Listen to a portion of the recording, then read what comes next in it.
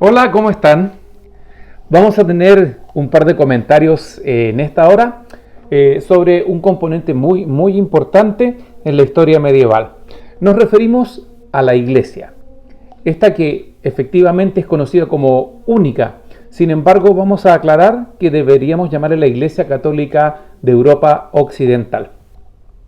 Lo primero que debemos señalar es que hay un par de etapas importantes en las que se divide esta parte de la historia de la Iglesia y la historia medieval. De ahí que pretendemos hacer dos videos cortos para no ser muy extensos. Vamos a ver, esta Iglesia Católica debemos decir que es una heredera importante del Imperio Romano. Ese Imperio Romano que terminó por derrumbarse y caerse en su parte occidental en este siglo V, que como ustedes saben es uno de los acontecimientos que da inicio a la Edad Media en general. A partir de ese momento ustedes saben que Europa ha quedado dividida en muchos nuevos reinos producto de las invasiones bárbaras. El imperio es ya solo un recuerdo del pasado y solo ha sobrevivido la parte oriental del imperio, en donde la fe ha continuado desarrollándose, pero con una característica diferente a la que se va a desarrollar en Roma, Rávena y en gran parte de Italia y lo que quedó del Imperio Romano de Occidente. Podemos decir que todos esos pequeños reinos fueron reconociendo como única autoridad con cierta validez al obispo de Roma. Ya no quedaba emperador, teníamos reyes bárbaros que están instalados en toda Europa. De tal manera que muy lentamente la figura del obispo de Roma va a adquirir importancia, y no solo importancia espiritual, sino que también política. De hecho, uno de los momentos importantísimos de la historia medieval es el distanciamiento que va a sufrir el obispo de Roma, que vamos a empezar a llamar Papa, con respecto al, podríamos decir, obispo de Constantinopla, esta nueva capital, ¿verdad? La capital del Imperio Romano de Oriente, obispo que va a ser llamado allí patriarca. Cuando hay un momento determinado dentro de este siglo y en los posteriores, el obispo de Roma se siente con la autoridad sobre toda la cristiandad que rodea el Mediterráneo, la Europa occidental y por supuesto el mismo imperio bizantino, como podemos ya llamarle. Sin embargo, el obispo de Constantinopla ve que Roma ya no es la capital del imperio y sin embargo Constantinopla sí lo es, y considera desde ese punto de vista que él sería el heredero natural y la autoridad en toda la cristiandad.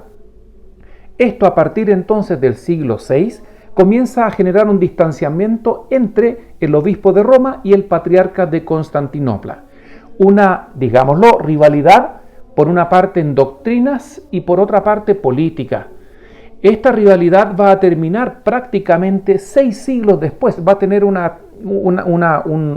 periodo de tiempo en donde diferentes circunstancias van a hacer que cada vez más se distancie el obispo de Roma o Papa con respecto al patriarca de Constantinopla, quien se va a aferrar a la fe desde un punto de vista ortodoxo u ortodoxo, como dicen algunos, y se va a diferenciar de la iglesia ahora que podríamos llamar ya católica romana, precisamente para diferenciarse, insisto, de la iglesia ortodoxa bizantina u ortodoxa griega, como se le continuó llamando. Fijémonos unos instantes ahora en el obispo de Roma o el papa de la iglesia católica apostólica romana. Este papa, acabo de señalar que va a adquirir una connotación política muy importante, ya que se transforma en el único interlocutor válido que representa a Occidente frente a todos los pueblos bárbaros que se han instalado y han generado reinos medievales. Siglo VI, siglo VII, siglo VIII, los francos se van a instalar, los visigodos en España. Hasta esas fechas podemos decir que han existido misioneros que han recorrido esta parte de Europa. La cristiandad se ha expandido, perdonen que me demore, se ha expandido concretamente dentro de Europa, llegando por supuesto hasta las Islas Británicas. La presencia de la Iglesia Católica Romana va a servir incluso para evangelizar y cristianizar a estos pueblos bárbaros que se han ido instalando. No olvidemos que Clodoveo, al bautizarse, lleva a todos los francos literalmente a la fe cristiana en su vertiente católica. Desde ese punto de vista, la autoridad del Papa está en prácticamente toda la Europa occidental. el Papa va a ver disminuida su influencia solo en Hispania, producto de la invasión musulmana. Ahora, esto va a significar que el Papa vaya imitando el modelo de administración imperial que ya algunos siglos atrás se había estado practicando en Roma. En alguna medida el Papa va a reemplazar al emperador romano. De hecho, hay algunas situaciones y hechos o pequeñas cápsulas que lo demuestran. Miren, por ejemplo, podríamos decir que el emperador en los tiempos de Roma utilizaba una expresión griega, basileus. Basileus en griego significa rey.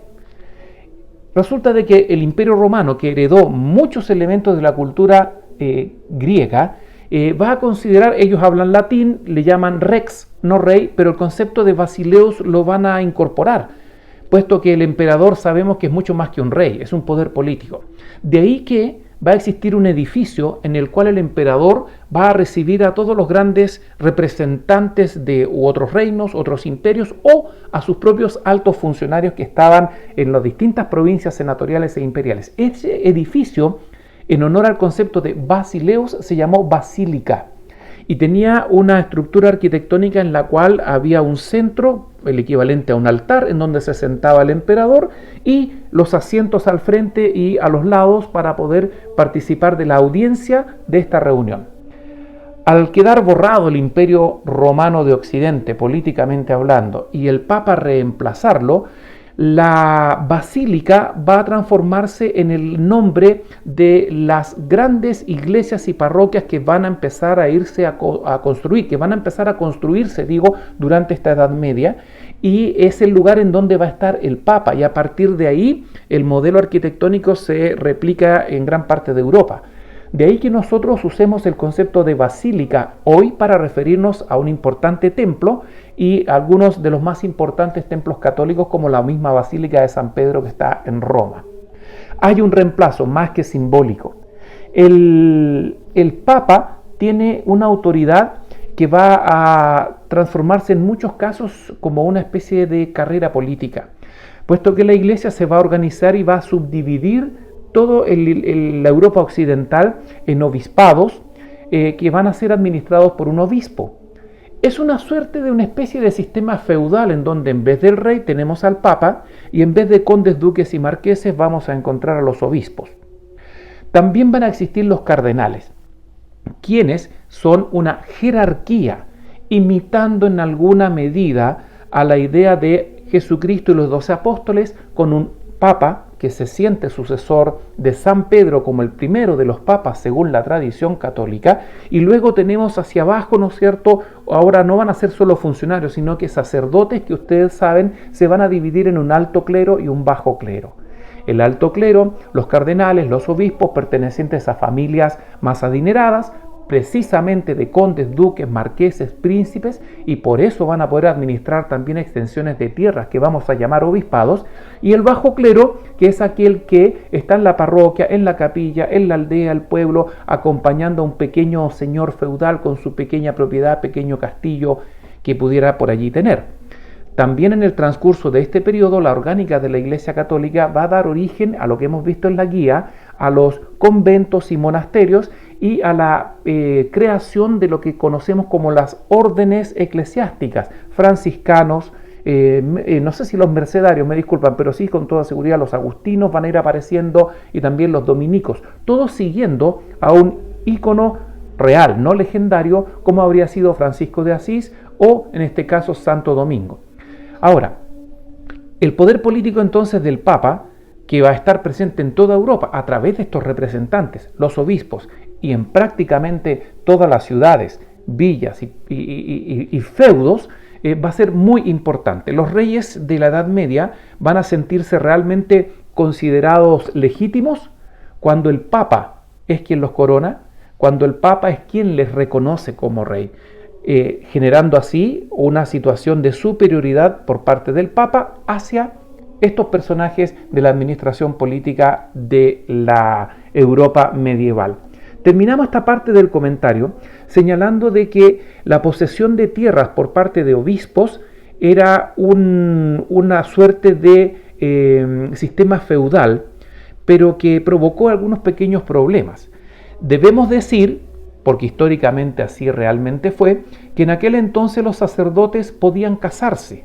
En muchos casos, obispos y cardenales fueron familiares de condes y duques quienes van a ser nombrados, ya viejos incluso, casados, algunos hasta con nietos, como un obispo. Fue más que nada un nombramiento político para administrar las tierras que la iglesia tenía. ¿De dónde salían estas tierras? En muchas ocasiones eran donaciones de las familias nobles, en muchas ocasiones eran herencias que dejaban los más ricos antes de morir, y así la iglesia tenía tierras que debían ser administradas políticamente, y para eso el obispo era nombrado prácticamente como un embajador o como un representante político del Papa. Estas tierras pasaban a ser del obispo, pero como él tenía familia, en muchos casos, cuando el obispo moría, ¿de quién eran las tierras? La iglesia decía que eran suyas, pero en muchos casos los hijos mayores de estos obispos las reclamaban como suyas, como era el sistema de mayorazgo ya instalado en Europa. Esto va a empezar a solucionarse cuando la iglesia debata la idea de si los sacerdotes deben o no ser casados, cosa que hasta aquel entonces sí era y no mal visto. Otros detalles acerca de la vida del celibato, el matrimonio, la castidad, la vamos a ver en el siguiente comentario cuando hablemos de las órdenes regulares y algunas de las actividades que hacían como la economía, por ejemplo, y lo influyente que fueron en la historia medieval. Hasta aquí este comentario, viene otro más.